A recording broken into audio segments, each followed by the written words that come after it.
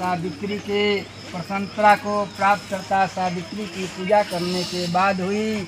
अतः राजा के ब्राह्मणों के अज्ञात के अपनी उस कन्या का नाम सावित्री रखा और कन्या राजकन्या सावित्री साक्षात शरीर धारण की लक्ष्मी के समान सुशोभित होती हुई बढ़ने लगी और धीरे धीरे सुकुमार वाली वृद्धि हुई और उसके प्रयास भाग सुंदर नितंब भाग और जो पूर्ण प्रतिमा को समान दिखाई पड़ती थी, लोग उसे देखकर यही समझते थे कि ये कोई देव कन्या है।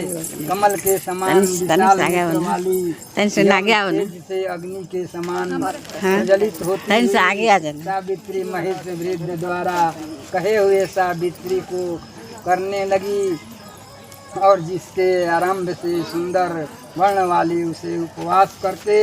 सिर के स्नान के सावित्री देवता के प्रतिमा के पास जाकर अग्नि के हवन करके ब्राह्मणों को स्वस्ति वाचन कराया और ब्राह्मणों से सविष्ट पुण्य श्रद्धांजलि ग्रहण करके सखियों के साथ धीरे धीरे लक्ष्मी देवी के समान सुंदर रूप से सुशोभित हुई और वह राज्य कन्या समीप में जाकर पिता के चरणों में प्रणाम कर प्राप्त पुष्पांजलि को नियत कर हाथ जोड़कर राजा के पास खड़ी हुई और उसे अवस्था प्राप्त हुई और देखकर राजा उसके विषय में मुनि श्रेष्ठ सलाह देकर राजा कन्या से कहने लगा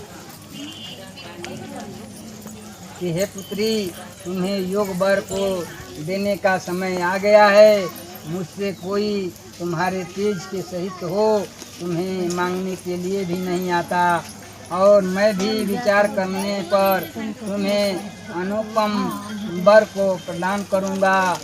अतः मैं पुत्री, देवताओं को निकट में जिस तरह निंदनीय न होऊं वैसा तुम करो।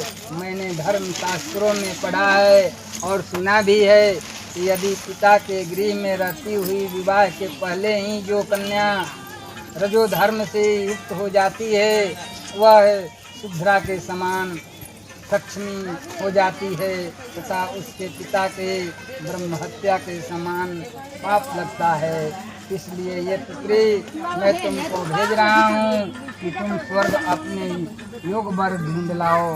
ऋग्ध मंत्रियों के साथ शीघ्र जाओ और मेरी बात को मानो। इसके बाद जैसा कहते हैं वैसा ही होगा। ऐसा कहकर सावित्री घर से निकलकर